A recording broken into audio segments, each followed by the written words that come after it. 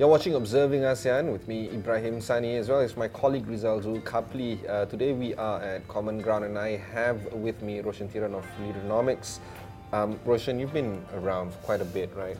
And you've been traveling. Meaning that I'm old. Yeah, I mean that's a polite way of saying things. Yeah. But honestly, the whole conversation of ASEAN is now important to have because as recent as 2 days ago or 3 days ago, Brexit is on everybody's minds. It's still a big question mark. Yeah, and just to bring a little bit of update, the UK MPs have voted yes to delaying the Brexit. Right.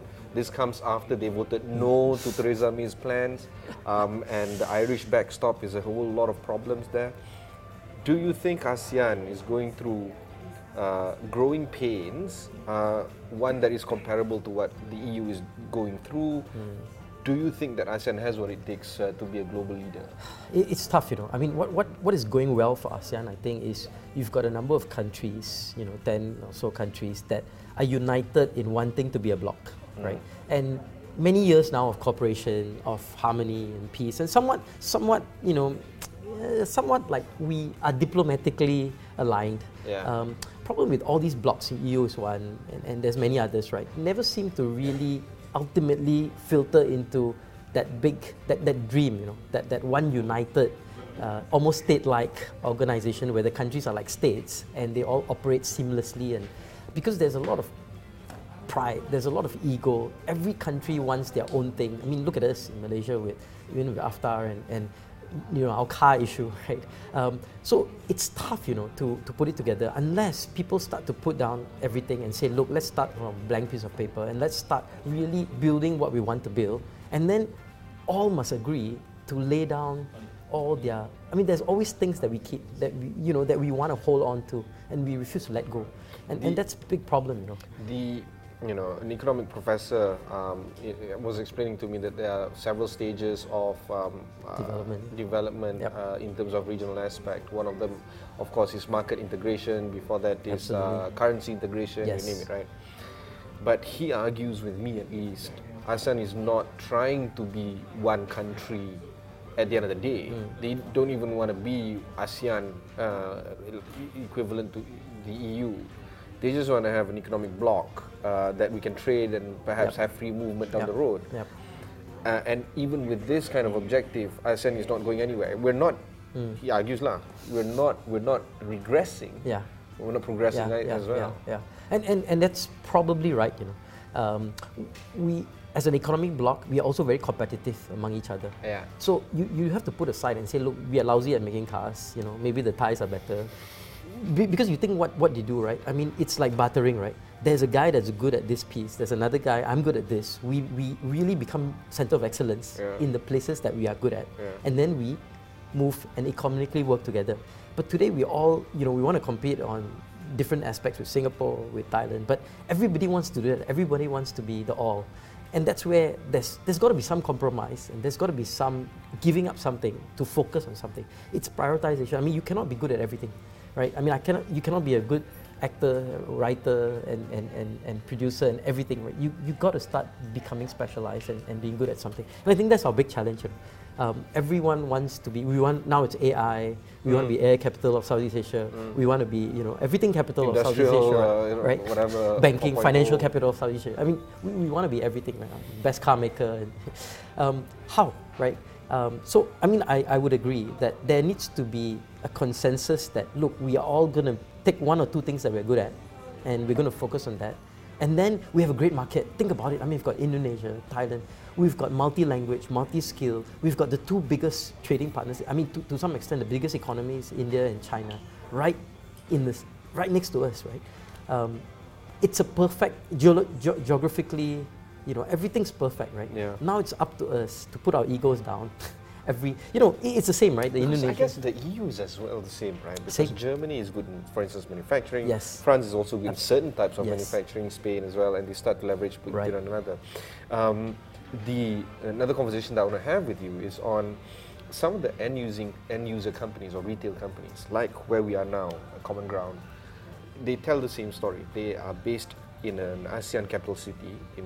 For instance, Common Ground is based in Kuala Lumpur, but they have offices everywhere in ASEAN countries. The same goes with bank, same goes with other retail companies. So they see some need to string together their businesses across the ASEAN capitals at least, or big cities. But they don't necessarily try to bring their offerings the same from one country to another.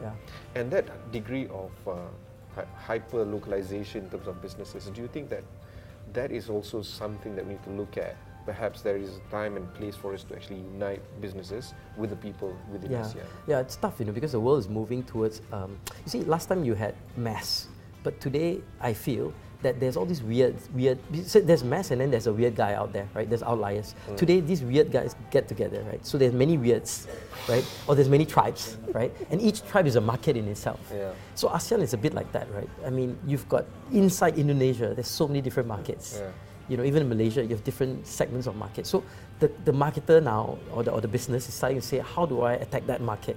So you need to be mass and everywhere, but you also need to be customized and contextual. And that's a big challenge. But technology is a big enabler that enables you to do that sort of work.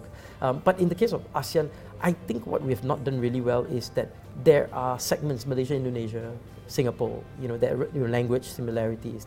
There's certain things that we can do that the businesses, the problem is the markets are not truly open. Right? We say, yes, we can go to Indonesia, but we're not truly open. And if the Indonesian comes to Malaysia, but not so. We still have to fill up, visa forms, for instance, when we went to Singapore. I mean, if I want to bring in Indonesians or Singaporeans, it's not as easy, And that's the problem, the ease of moving. I mean, EU is slightly different, because they've agreed that it's easy to move folks, because ultimately mobility is key.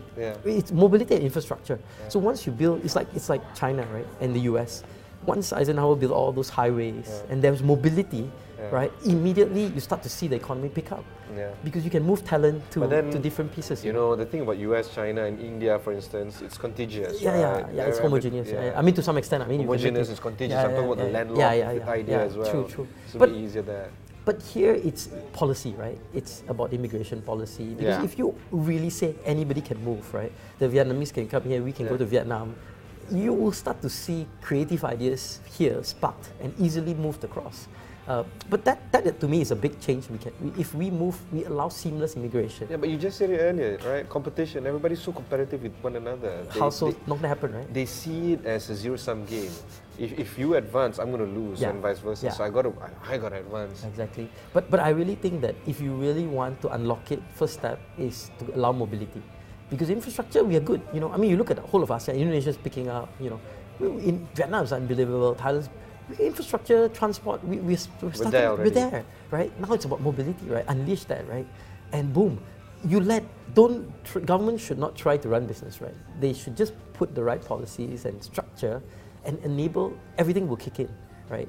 Because businessmen, I mean, I want to be in Indonesia. I'm in Thailand, right? I have a business in Thailand.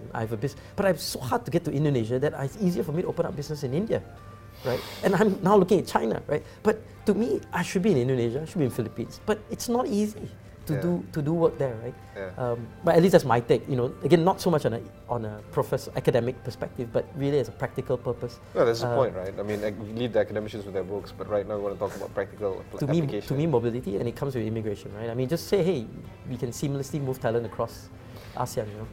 Final word. What do you think about the whole prospect of ASEAN? Are we going to stagnate over the next few decades? I think it's about leadership, right? I think it's calling out for somebody, because today everybody has domestic woes. Singapore, they are struggling. I mean, Sian and, they have their own PAP issues. Malaysia, we have our big domestic woes, and everywhere. And previously, it was really about Malaysia, Thailand, Indonesia, Singapore, really taking leadership, right? Today, Indonesia is having election. I mean, there's a lot of domestic woes, and people, there needs to be somebody that is superseding all this and coming out and say, look, we want to take ASEAN, and here's the leadership that we need to take it forward. And I think the lack of leadership is what's happened here, and everybody's so insular and internal focus. I think if we do that, we will start to see our economies thrive. You just need somebody to stand out and say, let's take leadership in this space. All right, we'll see who that person is, or that country. That's it from me for this week. Catch me same time next week on Observing ASEAN. Signing off. Thanks and goodbye. Very good. Thanks, Roshan.